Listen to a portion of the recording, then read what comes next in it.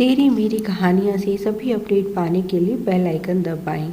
आज की कहानी है मुझे किसी की परछाई नहीं बनना।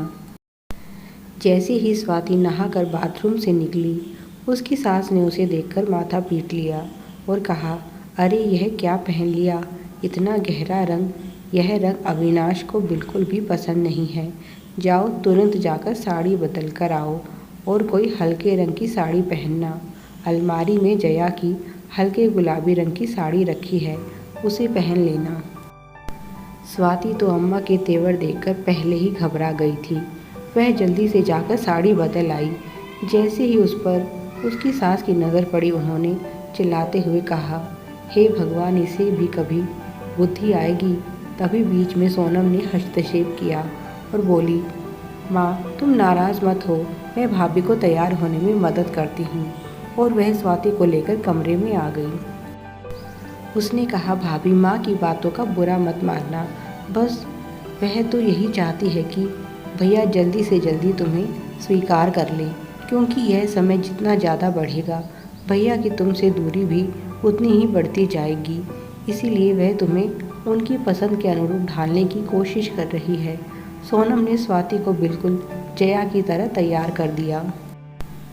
फिर उसने स्वाति से कहा, अब खुद को आईने में जाकर देखो, आप बिल्कुल जया भाभी की कार्बन कॉपी लग रही हो।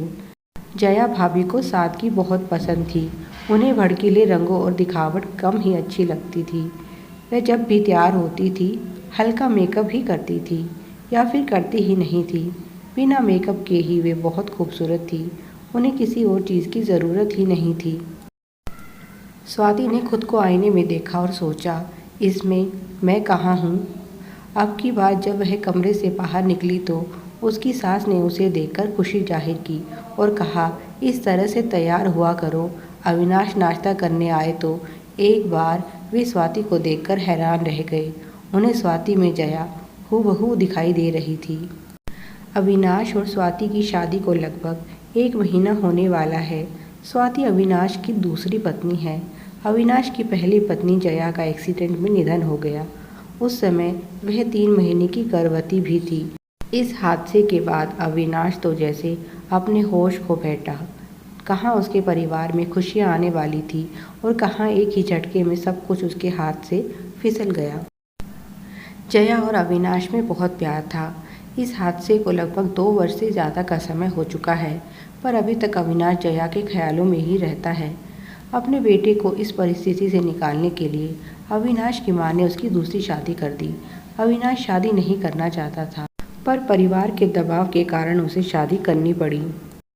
इस शादी के पीछे अविनाश की मां का तर्क था कि किसी के जाने से ज़िंदगी नहीं रुक जाती है, और अभी तेरी उम्र ही क्या है, क्या सारी ज़िंदगी यूं ही अकेला रहेगा और यूं ही घुटता रहेगा। तुझे देखकर हमारी हालत कैसी हो गई है तुझे पता भी है।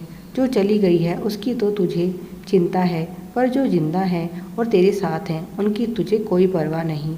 और ऐसे ही ना जाने कितने तर्क दिए थे अविनाश की मां ने।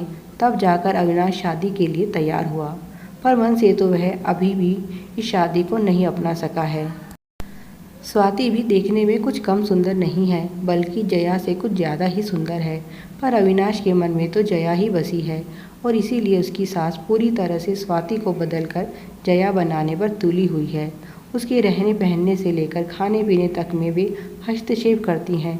स्वाति उठते बैठते सिर्फ यही सुनती है, जया को यह पसंद था, जया को यह पसंद नहीं था, जया ऐसे करती थी, जया वैसे करती थी। ना होकर भी जया उस घर में हर जगह मौजूद थी, और स्वाति होकर भी कहीं नहीं थी। शुरू में तो स्वाति को यह सब ठीक लगा, पर अब उसे लग रहा है यह जो हो रहा है ठीक नहीं हो रहा। उसका अपना वजूद है जिसकी किसी को परवाह नहीं है। सभी उसे जया की परछाई बनाने पर तुले हुए हैं। वह परछाई बनकर नहीं जीना चाहती, वह अपनी ज़िंदगी जीना चाहती है स्वाति बनकर। यहाँ आकर तो लोगों ने उसका नाम भी बदल दिया है, सभी उसे जया ही पुकारते हैं। जब उसने यह बात अपनी माँ से कही तब उसकी माँ ने भी कहा, एक बार अविनाश जी तुम्हें स्वीकार कर लें, उसके बाद तुम जो चाहे कर लेना। पर अभी उनकी चोट हरी है, इसीलिए घाव भरने में समय लगेगा। तुम अपने प्यार से उसके घाव को भर सकती हो। तुम्हें थोड़ा धैर्य से काम लेना होगा। तुम्हें अविनाश जी को समय देना होगा। इसीलिए अगर तुम्हारी सास अविनाश का दिल जीतने में तुम्हारी सहायता कर रही हैं तो इसमें कोई बुराई नहीं है। स्वाति का यही तो दुख है, उसकी सास अविनाश का दिल जीतने में उसकी मदद तो कर रही है, पर स्वाति नहीं, जया बनाकर। और ऐसा करने से तो अविनाश स्वाति का कभी हो ही नहीं पाएगा। स्वाति और जया में किसी तरह का कोई संबंध नहीं था, दोनों ही बिल्कुल एक दूसरे के विपरीत थी। पर कोई स्वाति को समझ नहीं पा रहा था। अविनाश को पाना चाहती थी वह, पर अपने बल पर, ना कि अपनी सौतन की परछाई बनकर। धीरे धीरे उसकी शादी को 3 महीने हो गए और इन 3 महीनों में स्वाति को बहुत ही ज़्यादा घुटन महसूस होने लगी। अब उसकी बर्दाश्त से बाहर होता जा रहा था। यह सब एक दिन स्वाति के घर उसकी मौसी सास आई। वह किसी कारणवश स्वाति की शादी में नहीं आ पाई थी। जैसे ही उन्होंने घर में प्रवेश किया, वह स्वाति को देखकर एकदम से दंग रह गई और उनके मुंह से निकला, जया। जैसे ही स्वाति ने पलटकर देखा, मौसी सास उसे देखते ही रह गई। उन्होंने अपनी बहन से कहा, मुझे एक पल को ऐसा लगा जैसे जया ही सामने खड़ी है। फिर उन्होंने ध्यान से स्वाति की तरफ देखा। वह स्वाति के चेहरे की और आंखों की खामोशी को अच्छे से समझ गई।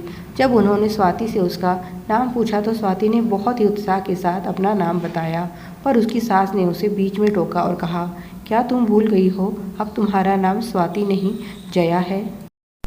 और पल भर को जो खुशी स्वाति के चेहरे पर आई थी वह भी छूमंतर हो गई। स्वाति की मौसी सास 1 हफ्ते तक उनके साथ रही और फिर जब उनके जाने का समय आया तब उन्होंने स्वाति और उसकी सास को अपने साथ बिठाया और उसकी सास को समझाते हुए बोली, दीदी, जो तुम कर रही हो बहुत गलत कर रही हो। तुमने इस बच्ची को जया की बिल्कुल परछाई बना दिया है। इसका अपना अस्तित्व तो बिल्कुल मिट गया है। क्या तुम इसका दर्द और पीड़ा नहीं समझ रही हो? जो खुद खुश नहीं वह भला तुम्हारे बेटे को खुश कैसे रख सकती है? तुम्हें स्वाति को बदलने की ज़रूरत नहीं है, तुम्हें अपने बेटे को बदलना चाहिए। यह अविनाश की जिम्मेदारी है कि वह समझे कि जो गुज़र गया वह गुज़र गया और अब उसे जीवन में आगे बढ़ना चाहिए। स्वाति को पीछे की तरफ धकेलने की बजाय अच्छा होगा कि तुम अविनाश को आगे बढ़ने के लिए प्रोत्साहित करो। कोई भी औरत अपनी सौतन की परछाई बनकर खुश नहीं रह सकती। उन्होंने स्वाति से सवाल किया, स्वाति, क्या तुम खुश हो? स्वाति ने कुछ नहीं कहा। उसकी खामोशी सब कुछ कह रही थी।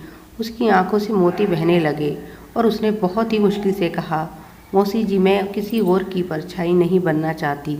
यह सुनकर मौसी सास ने अपनी बहन से कहा, इस बात को कान खोलकर सुन लो। इस बच्ची का अपना वजूद है, इसके साथ ऐसा मत करो। यह ऐसा करके खुश नहीं रह सकती।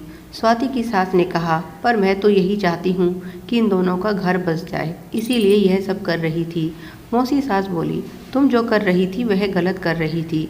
तुम्हारी सोच अच्छी थी पर रास्ता बिल्कुल गलत। अच्छा होगा कि अविनाश स्वाति जैसी है वैसा ही उसे स्वीकार करे, जैसे कि स्वाति ने अविनाश को स्वीकार किया है।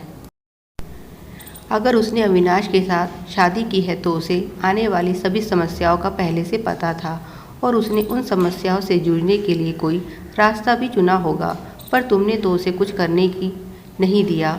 यह चुनाव उसका था तो तरीका भी उसका होना चाहिए। अब से स्वाति को जो ठीक लगेगा वह वही करेगी और देख लेना, मुझे यकीन है यह जल्दी ही अविनाश को इस अंधेरे निकाल लाएगी। बस तुम्हें थोड़ा उस पर विश्वास करने की और उसका साथ देने की ज़रूरत है, ना कि उसको इस तरह से हताश करने की। उन्होंने स्वाति से पूछा, बिटिया, मैं ठीक कह रही हूँ ना? स्वाति ने आत्मविश्वास के साथ कहा, हाँ मासी जी, मैं आपसे वादा करती हूँ, मैं अविनाश जी के अंधेरे जीवन में रोशनी ही रोशनी भर दूंगी, पर किसी और की परछाई बनकर नहीं, अपने प्यार और समर्पण से। Please like, share and subscribe. Thanks for watching.